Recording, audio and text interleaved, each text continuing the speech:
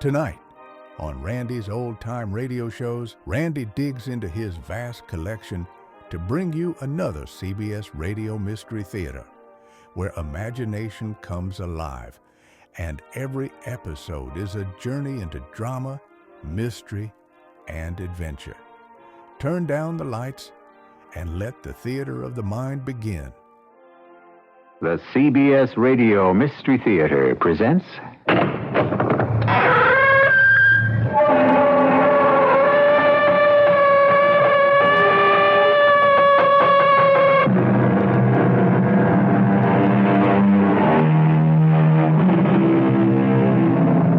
Come in.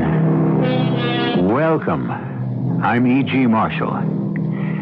Necessity, the old philosopher remarked, is a most unpredictable lady. She inspires some of us to become inventors and thus acquire fame and fortune. She also drives some of us to make bad bargains and thus acquire misery and debt. And how are you to know what necessity will do with you? Friends, isn't it clear by this time? It's not what she does with you. It's what you do with her.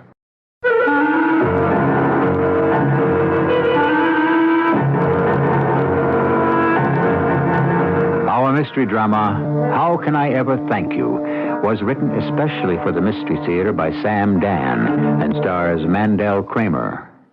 I'll be back shortly with Act One.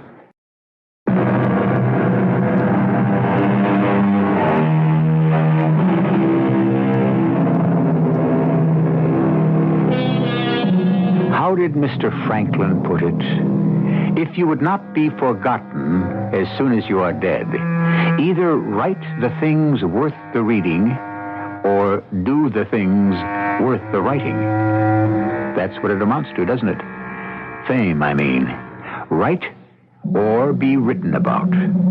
Considering that true fame is something you can only get long after you're dead, what difference should it really make? Once you're gone and placed down under, should it matter? Evidently it does, to a great many people. Mr. Barraclough, you simply must talk to me. Why don't you go home? I can't go home. Have you had a fight with your wife? No, I'm not married. Then your home should be a most pleasant place indeed. I simply cannot go home until we've arrived at some sort of understanding. I already have one. I am not going to speak to you. And hopefully you are not going to speak to me. But you have to speak to me. I'm your attorney. But I did not engage you. I was appointed by the court. Then go speak to the judge. Mr. Barraclough, please try to understand my situation. Mr. Jaggers, I couldn't care less about your situation. The eyes of the country, yes, even the world, will be on this trial. And, of course, on me. I understand. Now, you are going to make me look like a fool. Why? Well, because you refuse to allow me to present a defense. That isn't true. Present any sort of defense you like. I only ask you not to involve me in it. Well, how can I defend you without involving you? There does seem to be a difficulty there.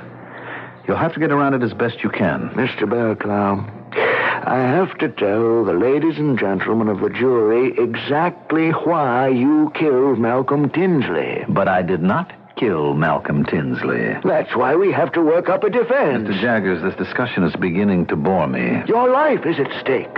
They haven't abolished the death penalty. You can still get the chair. Now, think about that. Mr. Jaggers, I am compelled to stay in this small, cramped, uncomfortable cell which is lacking in all but the barest amenities. But you, sir, are free to depart at any time. As I was saying, even if you don't get the chair, you'll get life. Or 25 years, which is just about the same thing for all practical purposes. All that time in a place like this, it amounts to death. A living death. Poor Mr. Jaggers. Mr. Barraclough, I don't know. I couldn't even hope to guess what your game is. But believe me, whatever it isn't going to work. Game? Is that what he thinks it is? I really shouldn't be so hard on him. What can he do? He's a lawyer. He's a victim of his education and his experience. So many of us are. We're the prisoners of our own philosophy. Why did you kill Tinsley? Was it because of Margaret? The prosecutor will state that was the motivating factor. Margaret. You know what I'd like? A glass of champagne. Well, there isn't any, so you might just as well go to bed. If you really loved me, you'd go out and buy me some. At this hour? What's wrong with this hour? You know who'd go out and buy me a bottle of champagne right now? Malcolm Tinsley. The stores are closed. It's just an excuse. No, it's a law. They can't stay open past midnight. There are ways. When there's a will, there's a way. Or is it when there's a will, there's a motive? That's the title of Malcolm's latest book. Or is it the theme of the book? Malcolm's books do not have themes. Oh, that was a low blow. A low and jealous blow. Jealous? Why should I be jealous of Malcolm? Well, for one thing, he's got $1 million. Maybe $2 million. I wouldn't doubt it. When you sell out to the Philistines, you get a good price. Oh, let's not start that. I feel too good. I had such a marvelous time at the party. Margaret, I suggest that we end this discussion since you show unmistakable signs of intoxication. In other words, I'm drunk. If that's how you would have it. Yes, that's how I would have it. I'm drunk. I'm drunk with happiness and drunk with joy. I still think you should get to bed. I want another glass of champagne, and I want another dance with Malcolm. But Margaret, I don't have time to listen to any more of this nonsense. I have work to do in the morning. Now, good night. Am I to understand you're not going to get me some champagne? There isn't any. Good night, Margaret.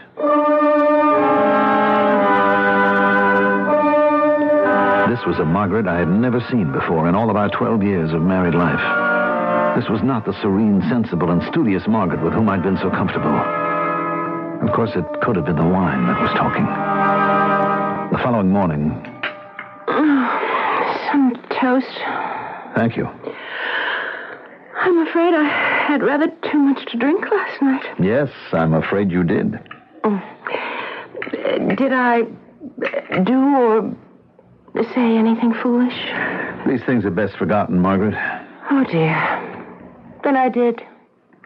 I know I made a spectacle of myself. Yes, you did. Oh, this is awful. What did I do? You don't remember? No, dear, I do not. Well, I'm sure it's because you do not wish to remember. You made a fool of yourself with Malcolm Tinsley. Oh. Exactly how?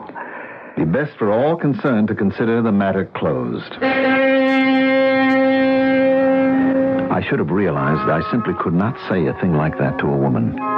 Any more than you can wave a red flag at a bull.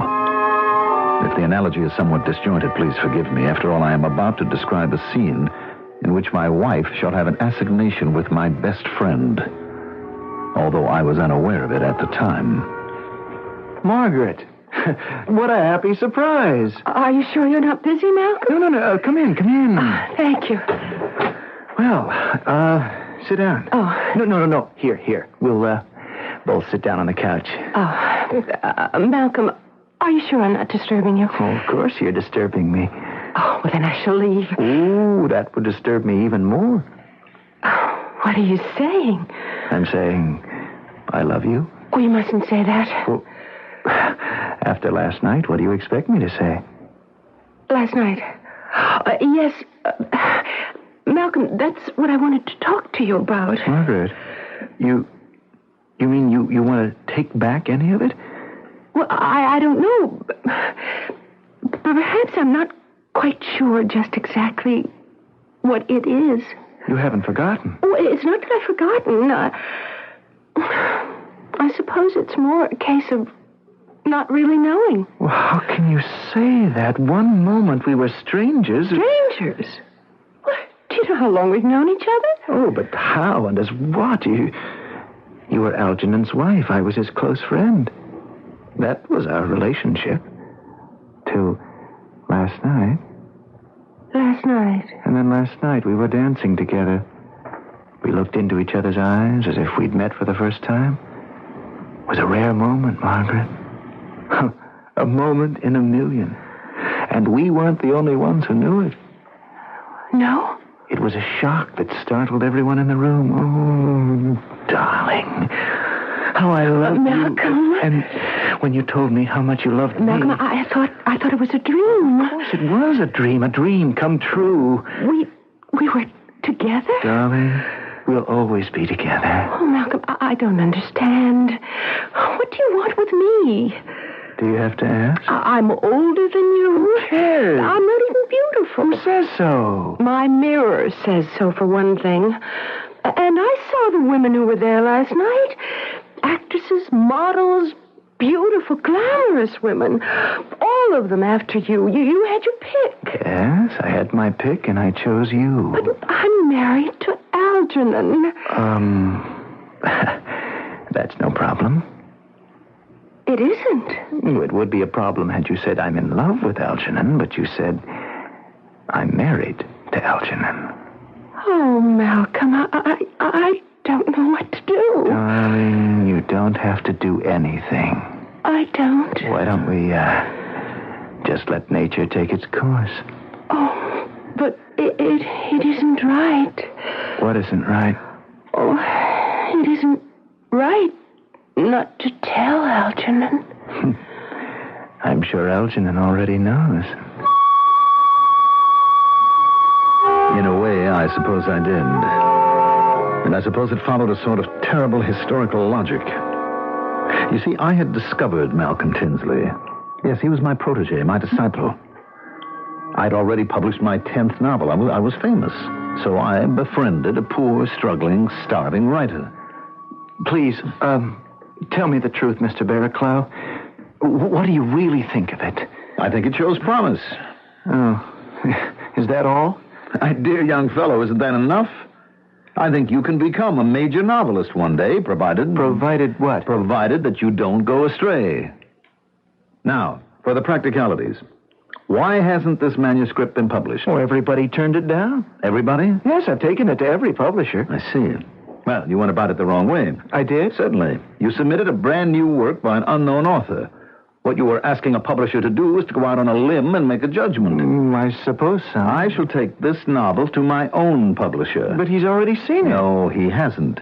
It was turned over most likely to some practically nameless reader whose job it is to send back all unsolicited manuscripts. But I shall bring this to Jefferson Winslow himself. Oh, Mr. Barraclough. I shall say, Jeff, here is your opportunity to discover a great unknown novelist. Gosh, I can hardly believe this is happening to me. Well, believe it. Believe it. Why not? It was just that, well, there's so little kindness and genuine encouragement in this world. No, there's quite a bit. You just have to meet up with it, I suppose. You would do this for me? Well, what is it, after all? Just a word to a man that I've known for a long time? He respects my judgment, and I know this is a fine book. Sir, I'll never forget what you've done for me. I promise you. Beware of making promises you may be unable to keep. You don't know what it is to be poor and unknown. I don't? How can I ever thank you? How? Obviously, you thanked me by stealing my wife. Yes. Well, that isn't the worst of it. I could have forgiven you for that. It was the other thing, Malcolm. The other thing.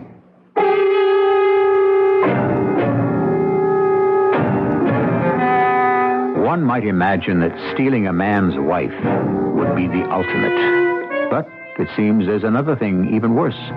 What can that be? Mr. Oscar Wilde might have said that the one thing that's worse than stealing a man's wife is not stealing a man's wife. But this isn't that kind of story. We shall consider the other thing shortly in Act 2.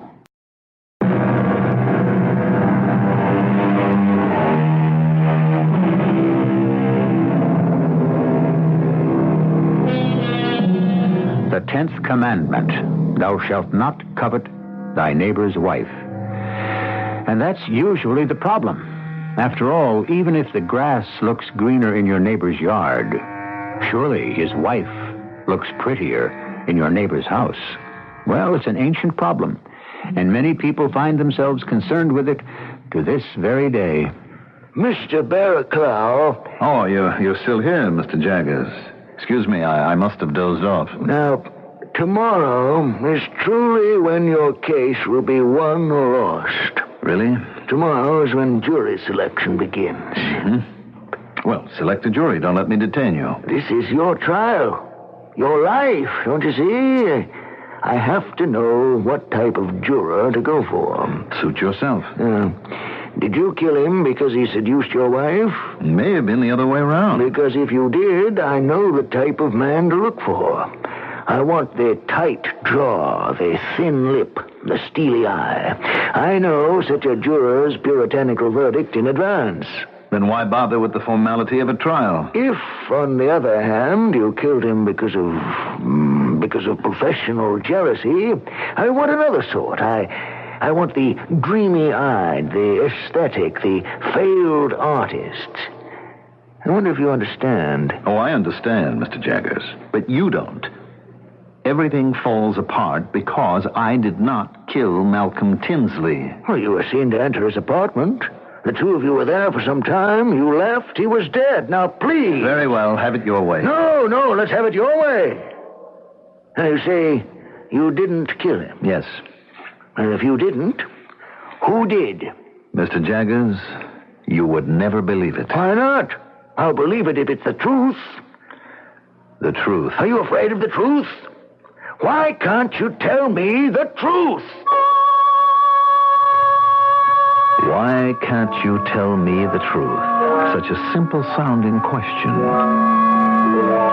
I should have known the truth. Way back, early on. I brought Malcolm Tinsley's manuscript to Jeff Winslow. Why did I fail to read the signs? Definitely yes. And he's only 26, you say? Well, that's fantastic. He shows every sign of becoming the foremost American man of letters. The foremost, Jeff? Well, of his generation. Well, he's a member of my generation, Jeff. The younger half of it, but my generation for all that. Yeah, he's got a long way to go before he could be considered in your class. See, he doesn't have your depth, but he is certainly a marketable and profitable writer. Yes, that was a sign I should have read, a cue I should have picked up, a clue I should have recognized. But I didn't. And when his first book started coming out in such a cascade, yes, cascade, how else could I describe such a roaring, raging stream? There was another sign, closer to home. Some wine? No, I don't think so. But this is your favorite. No, I'm starting my new novel. I want my head clear. Oh.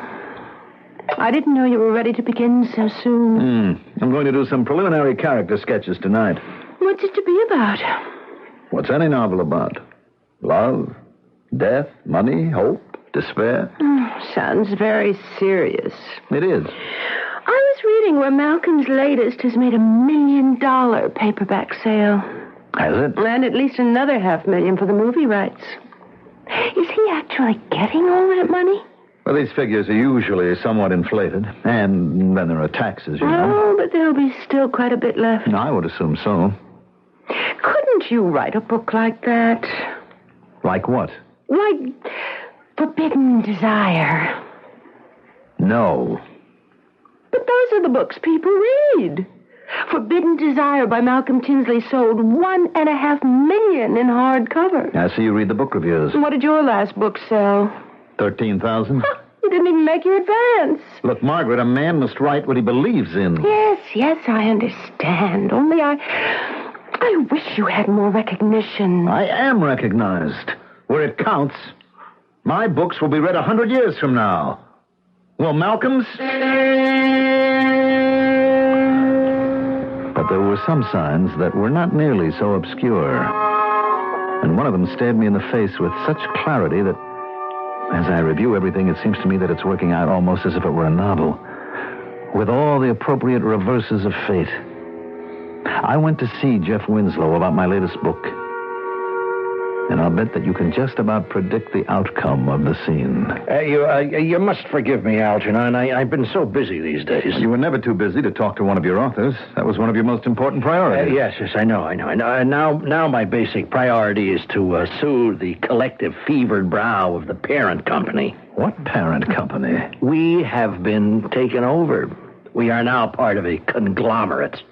And what does this mean? Well, it means that we must be primarily concerned with the bottom line. In other words, profits.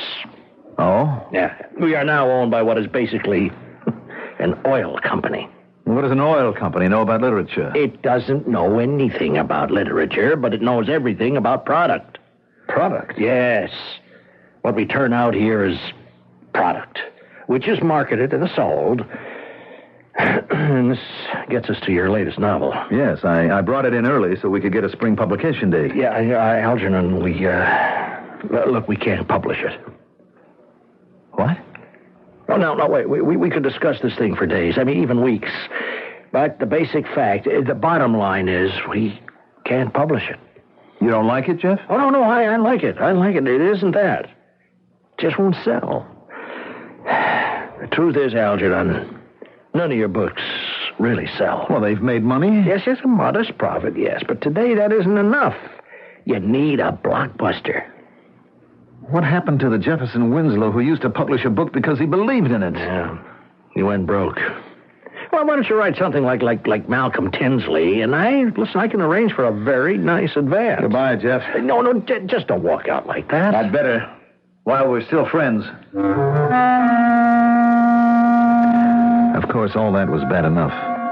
But in a sense, it was to be expected. So many times, the disciple outstrips the master. The changing of rules is not only a feature of literature, but also a fact of history.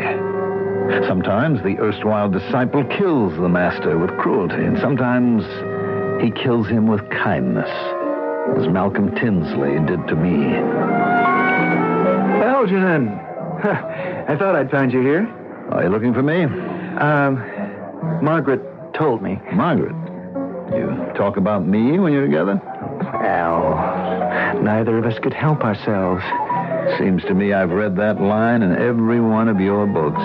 Look, let's talk about something that's really important. You and Jeff Winslow. And why would that be important? I understand he doesn't want to publish your latest.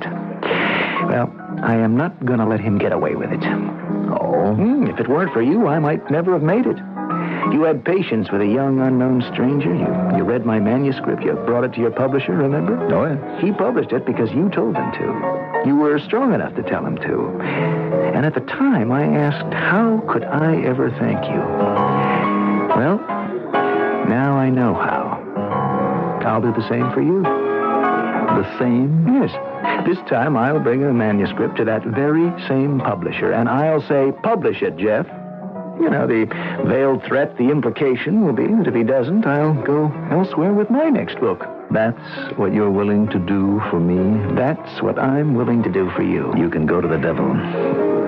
Al, I only want to help you. Who needs your help? You forget yourself. I'm a novelist, a man of letters. What are you, a hack?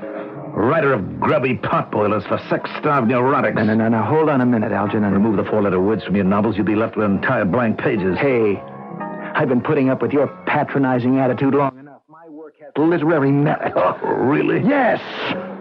It has vitality. It has life. What do we find in your work when we can understand it, that is? It's obscure. It's sterile. 100 years from now, who will be read? Who will be remembered? You or me? You like to flatter yourself. I'll stack my work against yours any day. You call it trivia. You spew forth work, serious work. You think because it's popular it has no merit? Hey, pal, I came here to do you a good deed. You told me to go to the devil. Yeah. Now you can go to the devil. Good night.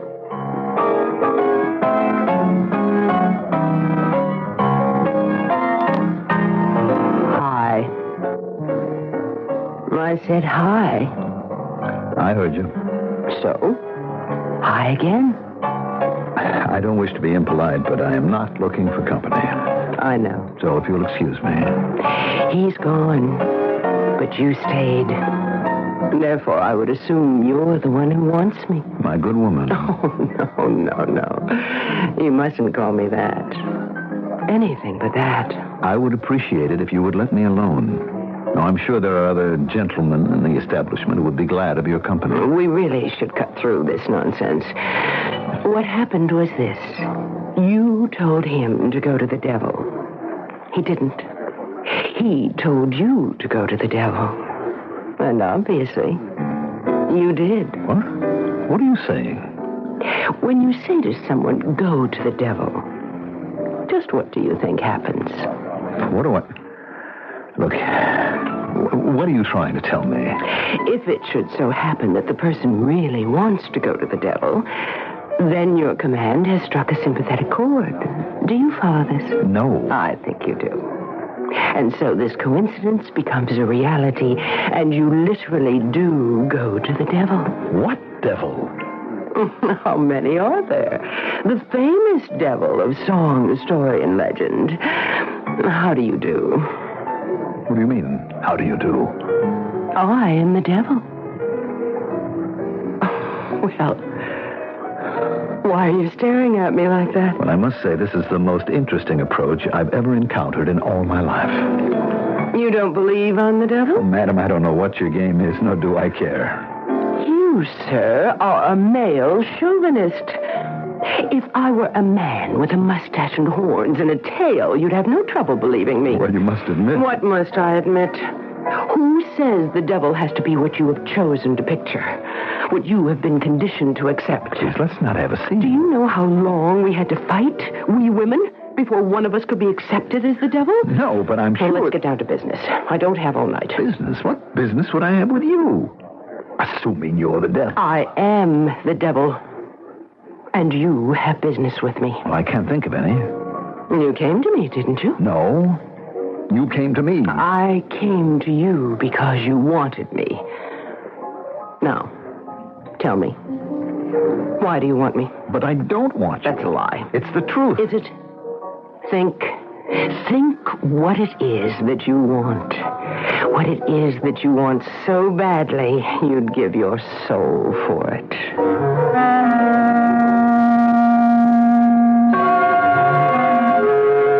What does he want?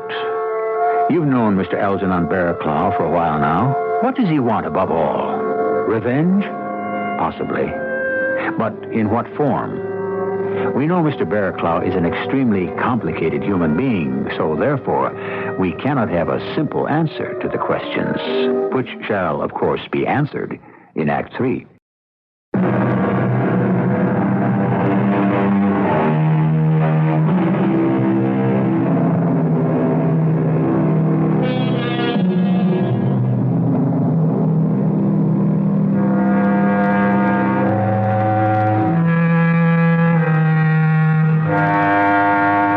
Was it that said, if you would make a man your enemy, do him a good turn? Ah, well, unfortunately, sometimes that appears to be the way of the world. Here we have poor Algernon Barraclough, who thinks all his troubles started when he befriended a poor, starving writer. And when I say here we have him, by here, I mean a prison cell.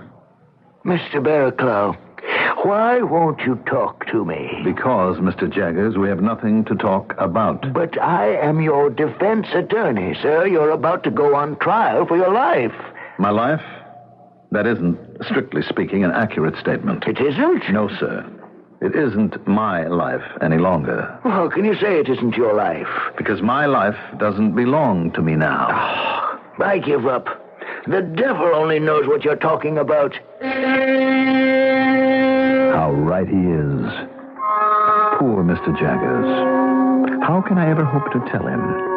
How can I even try to explain that there really is a devil?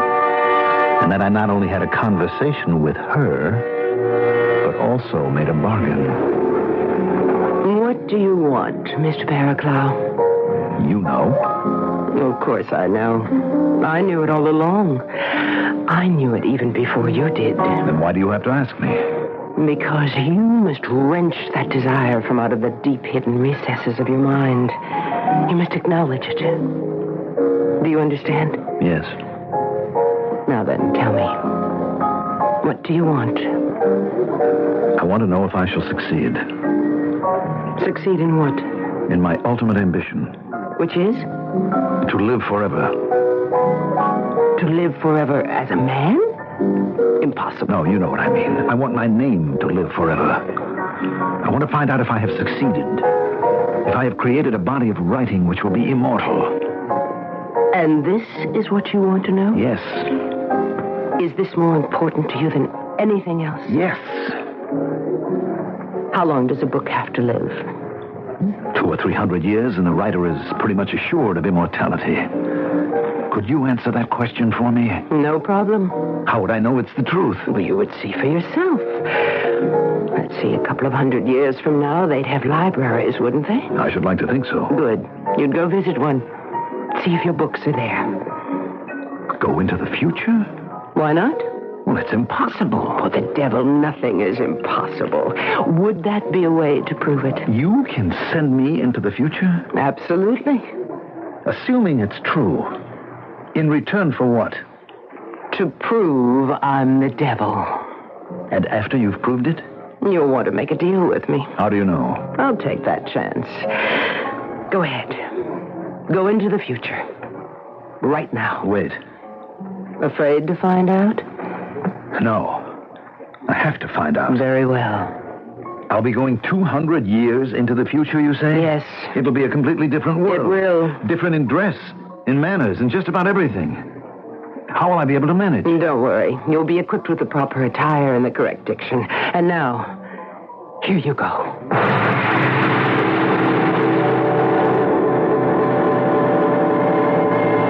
And I went. I really don't know how to describe the trip, if indeed it was a trip. It's just that I was aware of changes within my consciousness. I felt that I was in another time, in another place. I was conscious of myself. I was dressed not in a suit and a tie, but in a sort of tunic. And I was in a sort of room, reclining on, I suppose it was a couch. In front of me was a screen. Near my hand was a console with switches and buttons, and I seemed to know exactly what to do, as if I belonged there. I pushed a button. A face appeared on the screen. Good morning. Welcome to Library Central. I am Information. Good morning. State your requirements, please. I am interested in a 20th century writer. Yes? His name is Algernon Barraclough. And concerning Algernon Barraclough? Well, he wrote 15 novels. Are they still being read today? Stand by. Yes. No novel by mentioned writer Algernon Barraclough exists in print, in film, in tape, or even in memory. Nobody reads Algernon Barraclough today? No one? No one. Does this complete your quest for information? That's impossible. Do you question the accuracy of information? He was a first-rate writer. He was a man of talent, of genius. How could he not be read today? Well, Information has no record of any works by Algernon Barraclough, if indeed he even existed. He existed? Citizen, perhaps he exists only in your imagination. How can you say that? I tell you, there was a great writer named Algernon Barraclough. And Information must tell you that there is no record at all of any of his work. But there has to be something about Algernon Barraclough, some mention somewhere. That is not the question that was asked. The question was about the work of Algernon Barraclough. The answer, negative. Now you pose a new question. Mention of the name Algernon Barraclough. Stand by.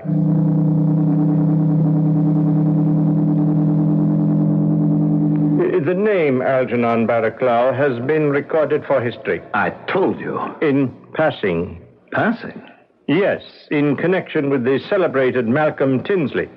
What are you saying? Reference is made, in passing, to one Algernon Barraclough who is credited with helping Malcolm Tinsley. Malcolm Tinsley? What about Malcolm Tinsley? Stand by. Yes, Malcolm Tinsley, the most celebrated writer of the 20th century. That's a lie. You persist in challenging Information. Go on. Go on. I might as well hear the rest of it. Malcolm Tinsley published his first novel in 1970. For the next 15 years, he wrote lurid stories of violence and explicit sex. There, I knew it. That's what he's famous for. Well, he can have it. However, in the late 1980s, he suddenly changed direction. He began to create serious works of substantial literary merit. That can't be true. He became the literary giant of his time, towering above all his contemporaries. Stop. I don't want to hear anymore. I don't want to know anymore.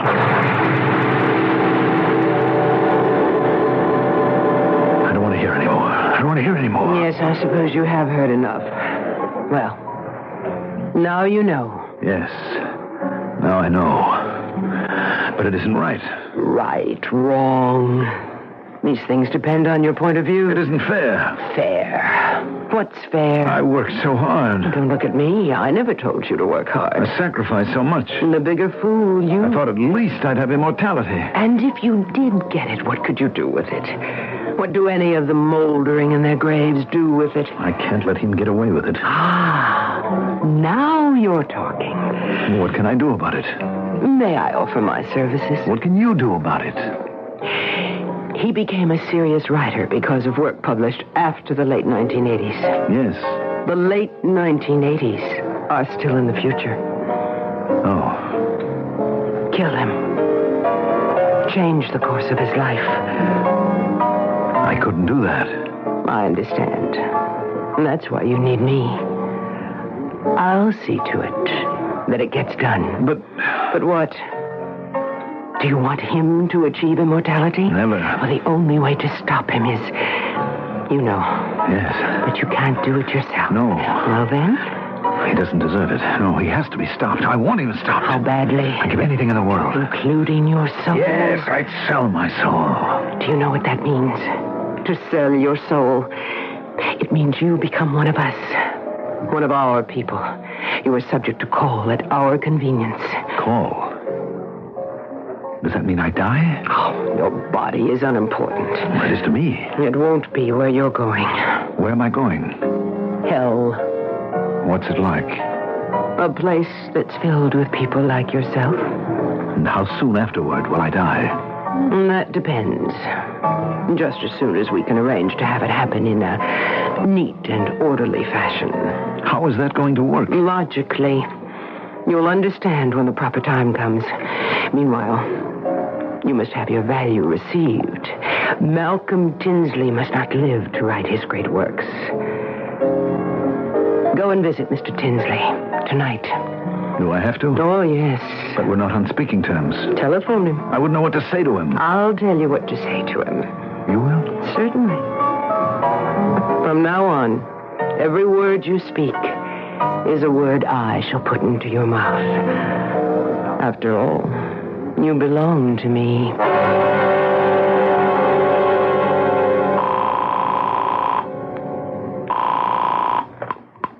Hello? Malcolm? Algernon. Malcolm, I know that harsh and bitter words have passed between us.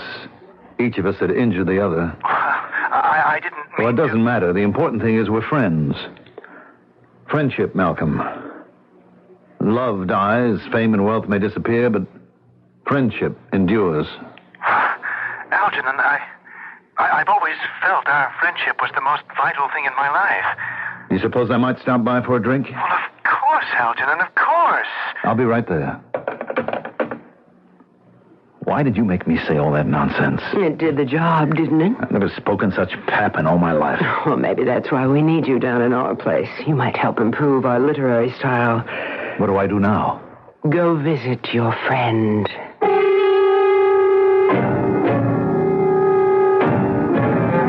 Which is exactly what I did. When I arrived there, I rang the bell. No one answered. Then I noticed the door was open. So I walked in. And there he was. Lying on the floor, there was blood oozing from his chest. His shirt was covered with a stain that kept growing larger and darker. He had just been stabbed. You could see the knife still sticking in the wound. I called the police like a good citizen. He was dead when you arrived, you say? Yes, Captain. So, why did you have blood on your shirt and on your hands? Because I leaned over to see if I could... to see if he was still alive and needed help. Look, let's cut through all this nonsense, huh? He stole your wife. Stole her? Well, if that's how she felt, good riddance. You had a fight in the bar. No blows were struck. It was still a fight. You were jealous of his reputation. Me? Jealous? Mr. Barraclough, you killed him. Your prints are on the knife. I explained that. I removed it from the wound. You killed him, and you know it, and I know it. Now, Let's call in the stenographer and you can make your confession. What's to confess? A bargain with the devil? Who would believe it? So here I am, in my cell, waiting to be tried. And I have this very kind, very patient lawyer who keeps asking me to help him prepare a defense. Poor Mr. Jaggers. Doesn't he know that there is no defense?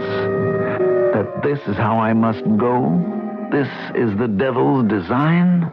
Mr. Barraclough, you must help me. I would if I could, Mr. Jaggers. But you can. Just tell me what happened. I know the case looks stacked against you, but I'm a good lawyer. Just give me some ammunition. I can shoot down that DA. Poor Mr. Jaggers. The truth is, you're not up against the district attorney, just another lawyer. You're up against the prince of lawyers. The what? Or I should have said, the princess of lawyers. You can't fight her. This is how it has to end.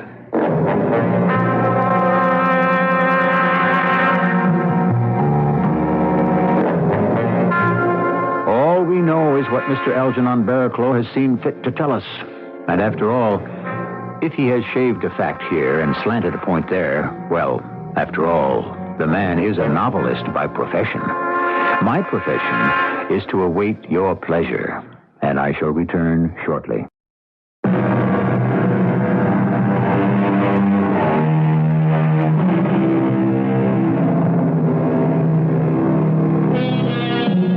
It's a story almost as old as the world itself, this business of selling one's soul to the devil. And yet, it is endlessly fascinating. Perhaps it's because it happens so often. So many people make the bargain, and so many more would if they were offered the chance. Of course, there are always those who will stand firm in the face of temptation. Have you ever wondered to which type you belong? Or have you already found out the hard way? Our cast included Mandel Kramer, Russell Horton, Earl Hammond, and Joyce Gordon. The entire production was under the direction of Hyman Brown. This is E.G. Marshall inviting you to return to our Mystery Theater for another adventure in the macabre. Until next time, pleasant dreams.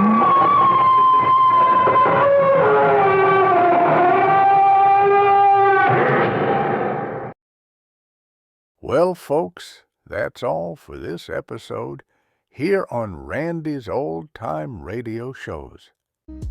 Now, bringing these golden oldies back to life takes no small amount of time and effort from our good friend Randy, cleaning up the audio, converting the files, and making sure each show has the best audio possible.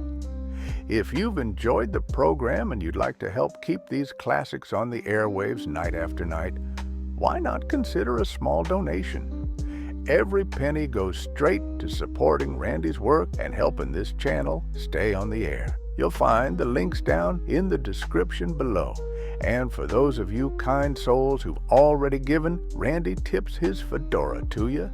Your support truly keeps this old radio spirit alive. Thanks ever so much. And until next time, keep those dials tuned and keep the memories rolling.